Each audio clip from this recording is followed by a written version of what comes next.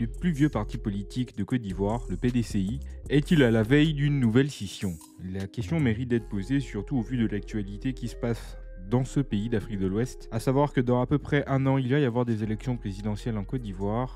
Alassane Ouattara devrait a priori se représenter pour un 4e mandat. En face de lui, il est censé avoir Tidiane Thiam, président du PDCI. Il a été ancien banquier d'affaires. Un peu avant le décès d'Henri Konan Bédié, l'ancien président du PDCI, qui est décédé il y a un an et demi aujourd'hui. Tidiane Thiam est rentré en Côte d'Ivoire après plus de 25 ans à l'étranger. À savoir qu'avant qu'il ne quitte la Côte d'Ivoire en 1999, il était ministre du Plan. Tidiane Thiam est un petit-neveu du père fondateur Félix Houphouët-Boigny. C'est le fils d'une de ses sœurs. Tidiane Thiam et ses frères et sœurs ont été élevés par Félix Houphouët-Boigny. Et donc, il vient continuer un peu la dynastie houphouëtiste. Son atterrissage en politique ivoirienne a surpris plus d'un, d'autant plus que de nombreux cadres valeureux qui sont à la fois sommités dans le domaine des affaires, dans le domaine de la politique, dans le domaine de l'administration, ont attendu qu'Henri Konan Bédié leur passe le flambeau. C'est finalement la nature qui s'en est occupée. Et donc, lorsqu'il a fallu penser à sa succession et recenser un peu les candidatures, parmi ces gens valeureux, il y avait justement Jean-Louis Billon. À savoir que Jean-Louis Billon est lui aussi un héritier d'une dynastie ivoirienne, pas dans la politique, mais plutôt dans les affaires. La famille Billon, c'est des industriels dans l'agroalimentaire principalement. Son père, sauf erreur de ma part, n'avait pas fait de politique, mais était très proche de Félix Houphouët-Boigny. Comme dans beaucoup de pays en Afrique, la Côte d'Ivoire, mine de rien, c'est aussi une question d'élitiste, voire même d'aristocratie. Ça se succède pas mal de père en fils, que ce soit avec des héritages matériels, des héritages immatériels, comme vouloir faire de la politique, essayer de capitaliser sur le nom de mon ascendant pour me faire un prénom. Jean-Louis Billon, capitaine d'industrie, il a pris la suite de son père dans les affaires, il a plus que prospéré. Il a fait de la politique, il a intégré le PDCI quasiment depuis ses plus jeunes années. Il a été ministre du Commerce une fois qu'Alassane Ouattara a pris le pouvoir en 2011. Il y avait une alliance entre le PDCI et le RDR de jadis, une coalition qu'ils avaient appelée le RHDP, qui est devenu aujourd'hui un parti politique à part entière. Jean-Louis Billon avait été nommé ministre pendant cette période. Il est resté ministre du Commerce, je crois, pendant 3 ou 4 ans. Il est reparti militer au PDCI et il a attendu patiemment qu'Henri Konan Bédié décide donc de passer le flambeau. Henri Konan Bédié décède. Tidiane Thiam remporte le congrès du PDCI avec plus de 96%, mais qu'en plus de ça, candidat naturel du parti pour les élections présidentielles, Billon a eu du mal à avaler cela. On s'attendait à ce qu'il y ait à un moment ou à un autre une scission entre eux. Il faut croire que ce temps vient d'arriver.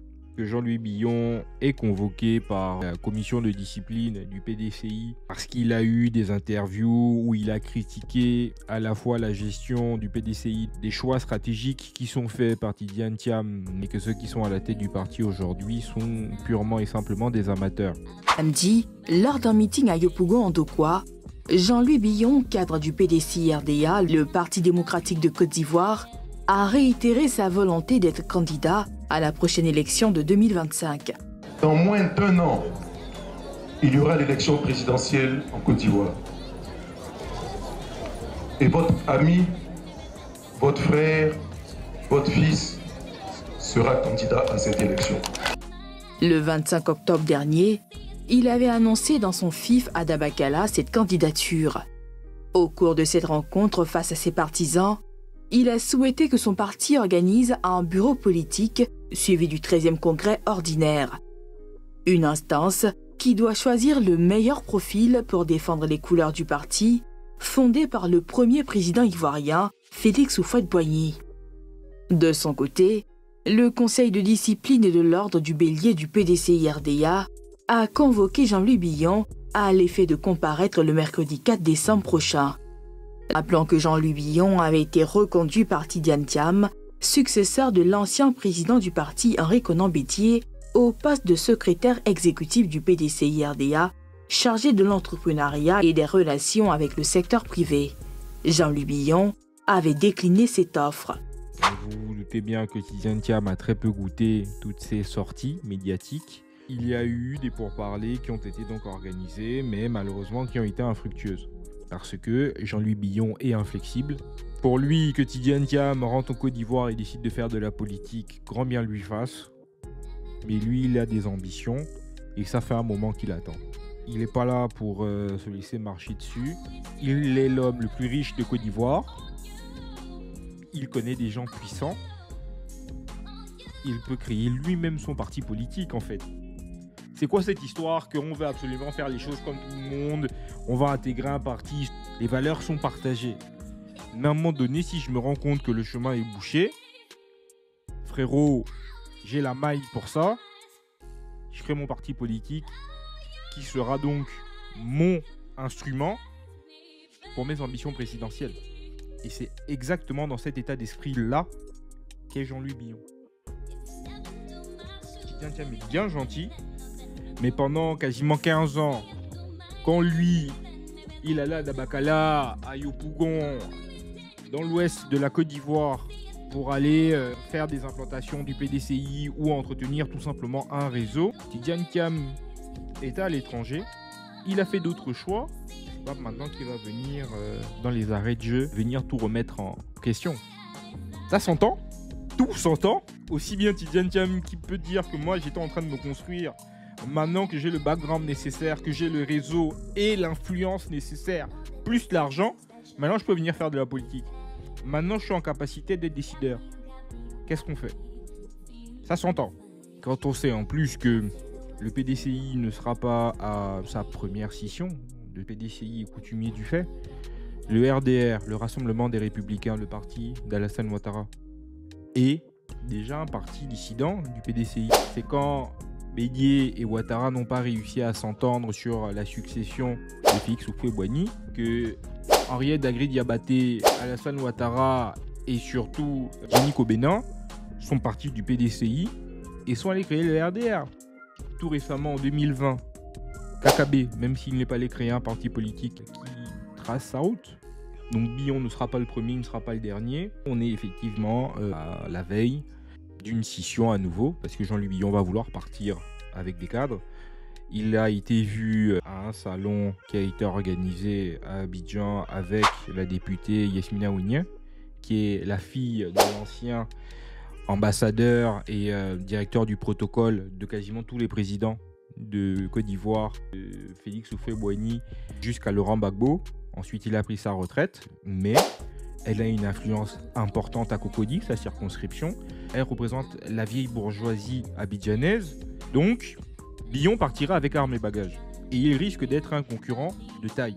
Et tout ça m'emmène à me dire que, à part grosse surprise, M. Alassane Ouattara se représente pour un 4e mandat. Le fait d'être au pouvoir, d'avoir les moyens de battre campagne, d'être celui qui est le grand Manitou, et en plus de ça, qui a un bilan, quand en face de toi, Gbagbo n'est pas éligible, sa femme se présente, jusqu'à la fin décembre se présentera peut-être, mais aujourd'hui, il pèse pas grand-chose, en tout cas la gauche ivoirienne, sans offense aucune, ce n'est que très factuel. Ils n'ont pas de moyens, très peu de réseaux, et en face, il y a quelqu'un qui a un bilan. Donc là, comme ça, je demande à voir. Peut-être Charles Blé Goudé, qui commence à avoir une hype qui monte, mais il restera le problème de il n'a pas de moyens.